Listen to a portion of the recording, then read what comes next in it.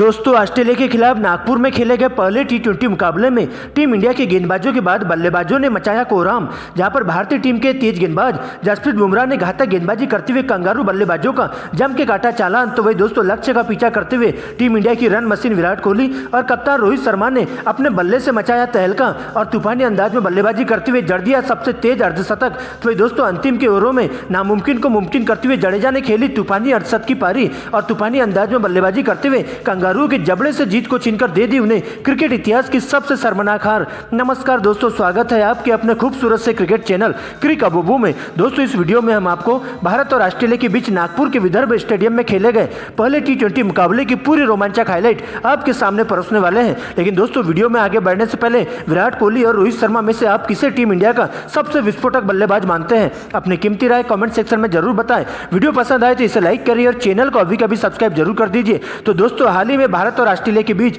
3 one day मैचों की series के खत्म होते ही अब कंगारू टीम के बीच 3 टी20 मैचों की रोमांचक सीरीज खेली जा रही है, जहां पर दोस्तों टीम इंडिया ने वनडे में 2-0 से सीरीज को अपने नाम कर लिया था। लेकिन दोस्तों हाल ही में दोनों टीमों के बीच नागपुर के विदर्भ स्टेडियम में सीरीज का पहला टी20 मुकाबला खेला जाता है। यहाँ पर दोस्तों टीम इंडिया की कमान अनुभव के धनी रोहित शर्मा के कंधों पर सौंपी गई थी। तो वही दोस्तों कंगारू टीम के लिए पैट कमिंस कप्तानी करते हुए देखे गए। दोस्तों इसके बाद शाम 7 बजे मुकाबले में टॉस किया जाता है, सिक्का उछाला जाता है और सीधा कमिंस के पक्ष में जाकर सिक्का गिरता है, जहां पर टॉस जीतकर कमिंस पहले बल्लेबाजी करने का फैसला करते हैं। तो दोस्तों टीम इंडिया को गेंदबाजी करने के लिए आमंत्रित किया जाता है। दोस्तों इसके बाद ऑस्ट्रेलिया की पारी की शुरुआत करने के लिए टीम के 2 विस्फोटक ओपनर बल्लेबाज डेविड वार्नर और मिशेल मार्श मैदान पर आते हैं, जिनके कंधों पर टीम को ठोस शुरुआत देने की जिम्मेदारी होती है। तो दोस्तों टीम इंडिया के लिए पहले ओवर की गेंदबाजी करने तेज गेंदबाज जसप्रीत बुमराह आते हैं। यहाँ पर दोस्तों ओवर की चौथी गेंद पर फाइन लेग की दिशा में करारा चौका मिशेल मार्श के बल्ले से देखने को मिलता है। लेकिन दोस्तों इसी ओवर की अंतिम गेंद पर करारा छक्का लगाते हुए गेंद को दर्शक दीर्घा में भिजवा देते हैं और इस प्रकार से एक ओवर में 10 रन बटोर लेते हैं।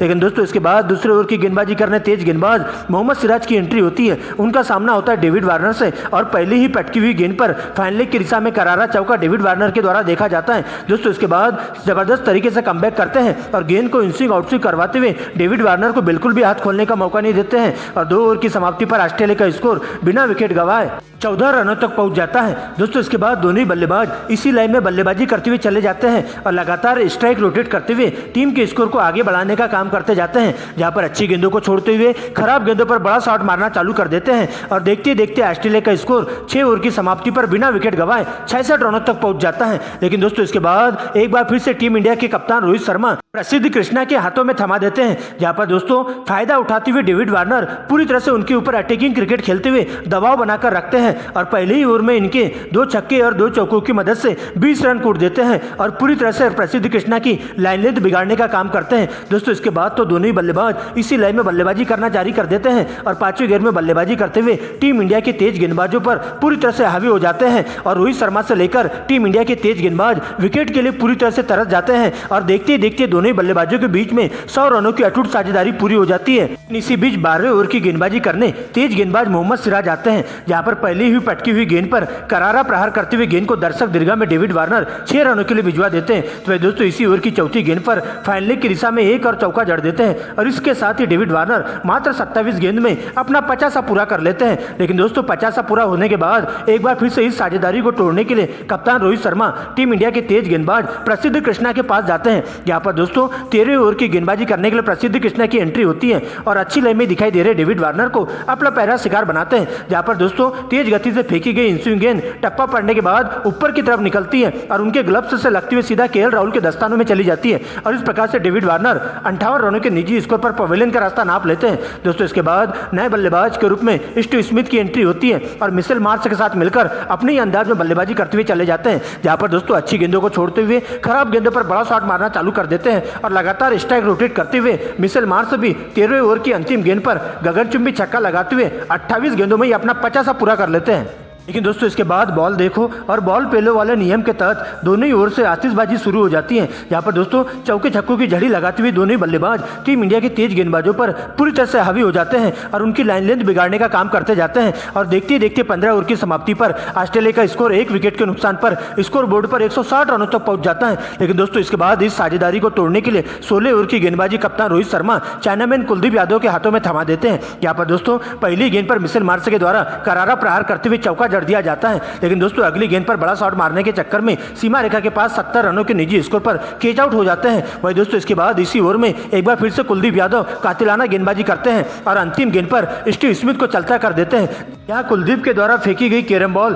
तेजी से कोण बदलकर अंदर की तरफ आती है और सीधा स्टीव स्मिथ के पैड से जाकर लगती है, जिन्हें दोस्तों 40 रनों के निजी स्कोर पर एलबीडब्ल्यू आउट करार दे दिया जाता है। लेकिन दोस्तों इसके बाद लबुशेन मैदान पर आते हैं और दूसरे छोर से उनका साथ देने के लिए ऑस्ट्रेलिया के सलामी विकेटकीपर बल्लेबाज एलेक्स कैरी की एंट्री होती है। यहाँ पर दोस्तों आते ही दोनों बल्लेबाज कुछ अच्छे शॉट्स लगाते हैं और टीम इंडिया के तेज गेंदबाजों के साथ साथ स्पिन गेंदबाजों पर पूरी तरह से हावी हो जाते हैं। जहाँ पर दोस्तों सबसे पहले 16 ओवर में सिराज को टारगेट करते हुए लबुशेन के द्वारा 2 छक्के और 2 करारे चौके जड़ दिए जाते हैं। तो दोस्तों 17 ओवर में एलेक्स कैरी के द्वारा भी तूफानी अंदाज में बल्लेबाजी की जाती है। लेकिन दोस्तों इसी ओवर की अंतिम गेंद पर एक और करारा छक्का मारने के चक्कर में लबुशेन 20 रनों के निजी स्कोर पर सीधा क्लीन बोल्ड हो जाते हैं और अब उनका स्थान लेने के लिए नए बल्लेबाज के रूप में कैमरन ग्रीन की एंट्री होती है। जहां पर दोस्तों आते ही कैमरन ग्रीन का तूफान देखने को मिलता है और अंतिम के ओवरों में कैरी के साथ मिलकर धुआंधार अंदाज में बल्लेबाजी करना चालू कर देते हैं। जहां पर दोस्तों सबसे पहले 18वें ओवर में तूफानी अंदाज में बल्लेबाजी करते हुए 4 गगनचुंबी छक्के कुलदीप यादव को जड़ दिए जाते हैं और इस प्रकार से कुलदीप यादव को टारगेट करते हुए उनके ओवर में कुल मिलाकर 25 रन बटोर लेते हैं। लेकिन दोस्तों इसके बाद 19वें ओवर में एक बार फिर से कैमरन ग्रीन का तूफान देखने को मिलता है और 2 छक्के और 2 चौकों की मदद से 20 रन कूट देते हैं और मोहम्मद सिराज को टारगेट करते हुए उनकी लाइन लेंथ बिगाड़ कर रख देते हैं। लेकिन दोस्तों इसके बाद बुमराह 20वें ओवर की गेंदबाजी करने आते हैं। यहाँ पर दोस्तों एलेक्स कैरी पहली गेंद पर हल्के हाथों से सिंगल लेकर कैमरन ग्रीन को स्ट्राइक दे देते हैं। जहाँ पर दोस्तों कैमरन ग्रीन के द्वारा टीम की 5 गेंदों पर लगातार 5 करारे चौके जड़ दिए जाते हैं और इस प्रकार से दोस्तों पूरी कंगारू टीम 20 ओवर की समाप्ति पर 3 विकेट गंवाकर स्कोर बोर्ड पर 222 रन बना लेती है और टीम इंडिया को इस मुकाबले में जीत हासिल करने के लिए 223 रनों के पहाड़ जैसा लक्ष्य दे दिया जाता है। जहां पर दोस्तों कैमरन ग्रीन 27 गेंदों में अपना 50 पूरी कर लेते हैं, तो वह दोस्तों एलेक्स कैरी 28 रन बनाकर नाबाद रहते हैं। यहाँ दोस्तों भारतीय टीम की तरफ से कातिलाना स्पिन गेंदबाजी करने वाले चाइनामैन कुलदीप यादव के खाते में सबसे ज्यादा 2 विकेट जाते हैं, जो कि ऑस्ट्रेलिया के 2 बल्लेबाजों को पवेलियन का रास्ता दिखाते हैं। तो वही दोस्तों तेज गेंदबाजों में मोहम्मद सिराज के खाते में 1 विकेट जाते हैं। लेकिन दोस्तों इसके बाद भारतीय पारी का आगाज करने के लिए रनों की बारिश करने के इरादे से टीम के 2 धाकड़ ओपनर बल्लेबाज कप्तान रोहित शर्मा और शुभमन गिल मैदान पर आते हैं, जिनके कंधों पर टीम इंडिया को ठोस शुरुआत देने की जिम्मेदारी होती है। क्योंकि दोस्तों 223 रनों के पहाड़ जैसे लक्ष्य को हासिल करने के लिए टीम इंडिया के दोनों बल्लेबाज सर पर कफन बांधकर मैदान पर पहुंच जाते हैं। लेकिन दोस्तों ऑस्ट्रेलिया के लिए पहले ओवर की गेंदबाजी करने के लिए तेज गेंदबाज मिचेल स्टार्क आते हैं, जहां उनका सामना होता है रोहित शर्मा से और पहले ही पटकी हुई गेंद पर करारा प्रहार करते हुए गेंद को दर्शक दीर्घा में रोहित शर्मा 6 रनों के लिए भिजवा देते हैं। दोस्तों इसके बाद इसी ओवर की अंतिम गेंद पर फाइनलिंग की दिशा में 1 चौका जड़ देते हैं और 1 ओवर की समाप्ति पर टीम इंडिया बिना विकेट गंवाए 10 रन बना लेती है। दोस्तों इसके बाद दूसरे ओवर की गेंदबाजी करने के लिए तेज गेंदबाज कैमरन ग्रीन की एंट्री होती है, जहां उनका सामना होता है शुभमन गिल से और इसी ओवर की दूसरी गेंद पर रिवर्स स्वीप खेलते हुए शुभमन गिल करारा चौका जड़ देते हैं। तो भाई दोस्तों अंतिम गेंद पर 2 बैक टू बैक 2 करारे चौके जड़कर इस ओवर में कुल 12 रन बटोर लेते हैं। दोस्तों इसके बाद तो दोनों ही बल्लेबाज सिंगल डबल के साथ अच्छी गेंदों को छोड़ते हुए खराब गेंदों पर बड़ा शॉट मारना चालू कर देते हैं और अपने ही अंदाज में बल्लेबाजी करते हुए कंगारू टीम के तेज गेंदबाजों पर पूरी तरह से हावी हो जाते हैं और टारगेट को देखते हुए लगातार स्ट्राइक रोटेट करते हुए टीम इंडिया के स्कोर को स्कोर बोर्ड पर आगे बढ़ाने का काम करते जाते हैं और कंगारू गेंदबाजों को विकेट के लिए तरसाते हुए देखते देखते 6 ओवर की समाप्ति पर टीम इंडिया बिना विकेट गंवाए 70 रन बना लेती है। लेकिन दोस्तों 7वें ओवर की पहली गेंद पर शुभमन गिल रिवर्स स्वीप खेलने के चक्कर में एलबीडब्ल्यू आउट हो जाते हैं, जहां पर दोस्तों मिचेल स्टार्क के द्वारा उन्हें 32 रनों के निजी स्कोर पर पवेलियन का रास्ता दिखा दिया जाता है। दोस्तों इसके बाद कप्तान रोहित शर्मा का साथ देने के लिए विराट कोहली मैदान पर आते हैं और दोनों बल्लेबाज काफी संभल कर खेलते हुए और कोई विकेट गंवाए बिना कछुए की चाल के साथ साथ सिंगल डबल के साथ अच्छी गेंदों को छोड़ते हुए खराब गेंदों पर बड़ा शॉट मारना चालू करते हुए टीम के स्कोर को आगे बढ़ाने का काम करते जाते हैं। लेकिन दोस्तों इसी बीच 8वें ओवर में सबसे पहले रोहित शर्मा के द्वारा विराट 1 बाउंस चौका जड़ दिया जाता है और इस प्रकार से रोहित शर्मा 42 गेंदों में अपना 50 पूरा कर लेते हैं। लेकिन दोस्तों इसी ओवर की अंतिम 2 गेंदों पर कमिंस को टारगेट करते हुए Rohit Sharma back to back 2 करारे चौके और जड़ देते हैं। दोस्तों इसके बाद तो दोनों ही बल्लेबाजों के द्वारा आतिशी बल्लेबाजी की जाती है, जहां पर दोस्तों ताबड़तोड़ अंदाज में बल्लेबाजी करते हुए बॉल देखो और बॉल पेलो वाले नियम को अपनाते हुए धुआंधार अंदाज में बल्लेबाजी करना चालू कर देते हैं और आतिशी बल्लेबाजी करते हुए चौके छक्कों की झड़ी लगा देते हैं और देखते देखते 15 ओवर की समाप्ति पर टीम इंडिया के स्कोर को लेकिन दोस्तों इस साझेदारी को तोड़ने के लिए 16 ओवर की गेंदबाजी करने स्पिन गेंदबाज मैक्सवेल की एंट्री होती है, जहां पर दोस्तों अच्छी लाइन में दिखाई दे रहे हैं रोहित शर्मा को सबसे पहले रिवर्स स्वीप खेलने के चक्कर में एलबीडब्ल्यू आउट कर पवेलियन का रास्ता दिखा दिया जाता है। जिसके बाद दोस्तों केएल राहुल मैदान पर आते हैं और विराट कोहली के साथ मिलकर आगे का मोर्चा संभालते हैं। लेकिन दोस्तों इसके बाद तो विराट कोहली का बल्ला जम के गरजते हुए दिखाई देता है और कंगारू गेंदबाजों की क्लास लेना चालू कर देता है। लेकिन दोस्तों इसी बीच केएल राहुल भी 12 रनों के निजी स्कोर पर कैच आउट होकर पवेलियन का रास्ता नाप लेते हैं। लेकिन दोस्तों दूसरे छोर से विराट कोहली अंगद की तरह डटे हुए रहते हैं और उनका साथ देने के लिए सूर्य कुमार यादव मैदान पर आते हैं, जहां पर दोस्तों स्टार्क के 18 ओवर में विराट का बल्ला जम के गरजता है और तूफानी अंदाज में बल्लेबाजी करते हुए 2 छक्के और 2 चौकों की मदद से 20 रन कूट देते हैं और इसके साथ ही विराट कोहली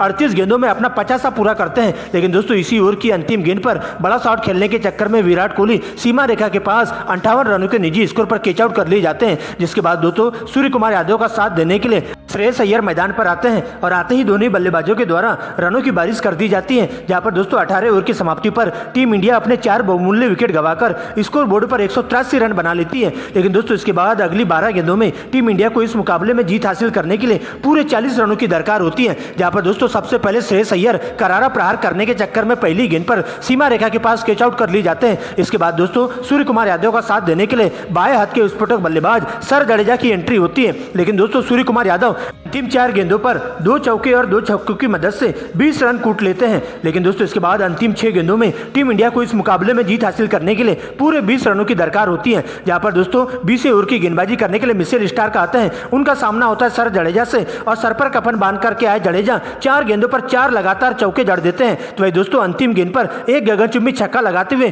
पूरे 22 रन बटोर लेते हैं और इस प्रकार से टीम इंडिया इस रोमांचक पहले T20 मुकाबले में कंगारुओं को चारे खाने चीत करते हुए 5 विकेट से रौंद देती है। और पहले ही T20 मुकाबले को जीतकर टीम इंडिया 3 T20 मुकाबलों की सीरीज में 1-0 की अजय बढ़त हासिल कर लेती है, जहां पर सर जडेजा के बल्ले से 22 रन तो वही दोस्तों सूर्य कुमार यादव के बल्ले से 44 रन नाबाद देखने को मिलते हैं।